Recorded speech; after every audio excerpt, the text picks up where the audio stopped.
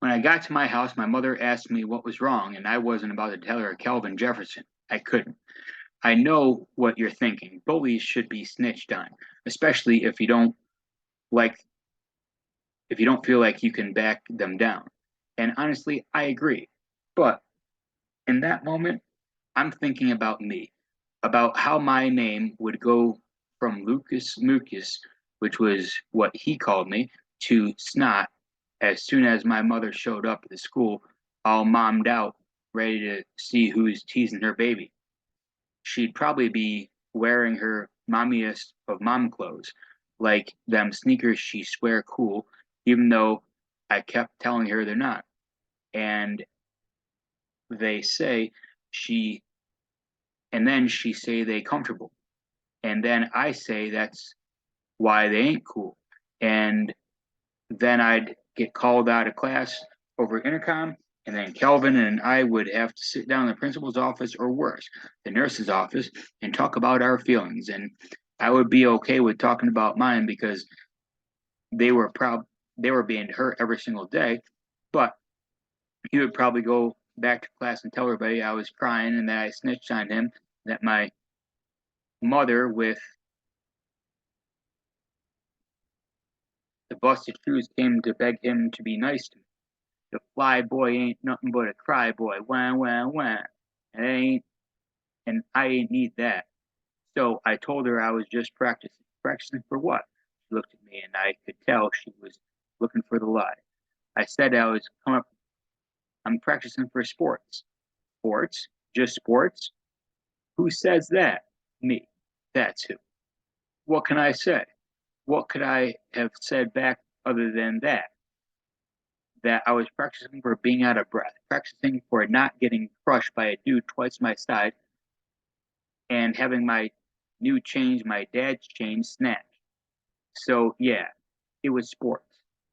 The thing is, the only sport my mother could think of that involved no physical contact, because she wasn't having that, and neither was I, was running, track. So here I am, a runner, because I was scared of to fight Calvin freaking Johnson. Anyway, the first year, me and Kelvin ain't have class together or school together. Well, we did, but only half a year. He stopped coming right before the track season, so just disappeared. Some people said he quit school and went to work. He definitely could be mistaken for a grown man, but for real, his grades were too good to quit school. He was he was a dummy. He but he wasn't no dummy.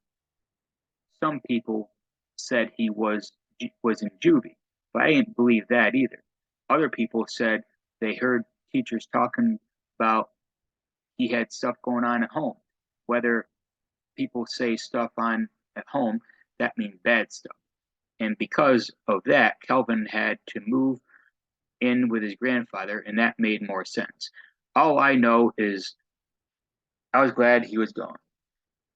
Meant I ain't have to always be looking over my shoulder, worried he was going to get me, which is why I was so surprised, scared, to now, all I sudden see him standing there right in front of me in this corner store. Gone. I swallowed again, this time forcing down the good and hacking up afternoon, um, turning into a man behind the counter. He was a funny looking old guy with a white waterfall of hair flowing from his head.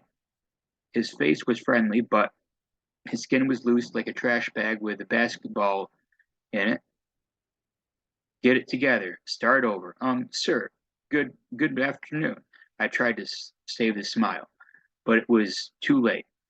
I'd always it also might have been too late to save myself. I glanced back at Calvin, who was looking at me with the same wild look I probably gave him. What'd you say? The old man behind the counter, who had figured out was Mr. Charles, asked.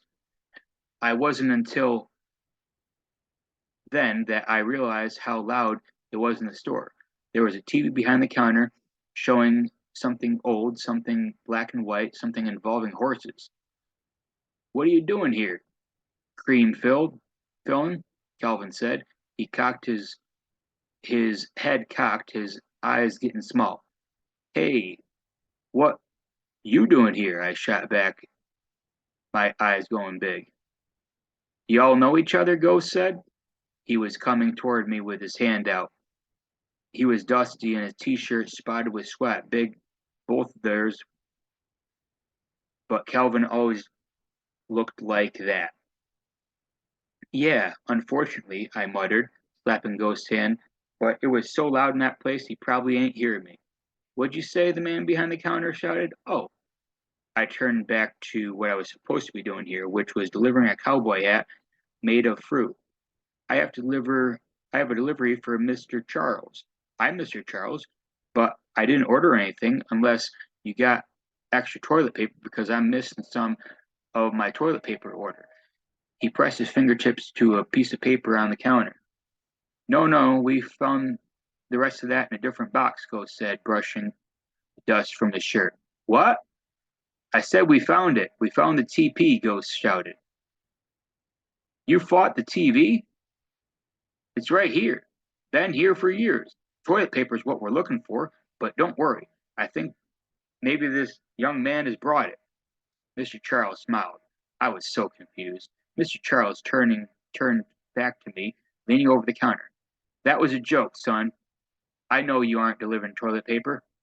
No, he's not, Ghost chimed in, grabbing a plastic box. This is a gift from me and my mom. And then my mom hit the horn. She was probably wondering what was taking me so long. And I knew that I only had a few seconds before she came through the door. And then I'd be even more freaked out. She was wearing her comfy shoes, the mom ones. I gotta go, I said, setting the card on the counter. Ghost, I'll get at you later. And the runner, ran back to the car. You all right? Mom asked as I basically dove back into the passenger seat, my heart booming like rap bass. Yeah, I glanced over at the store again.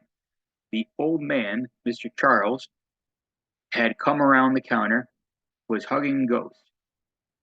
What took you so long? I was talking to Ghost.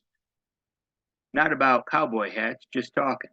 I darted my eyes at her, shrugged, swallowed, smirked, then put my eyes forward. I was definitely a little shook, a lot shook, and she was looking at me, grilling the side of my face with her eyeballs on fire. Time for some music, I said, uncomfortable, turning the radio on, and immediately jumping at the station that plays good music, not music about prerogatives and piranhas or whatever they be talking about in my mother's songs.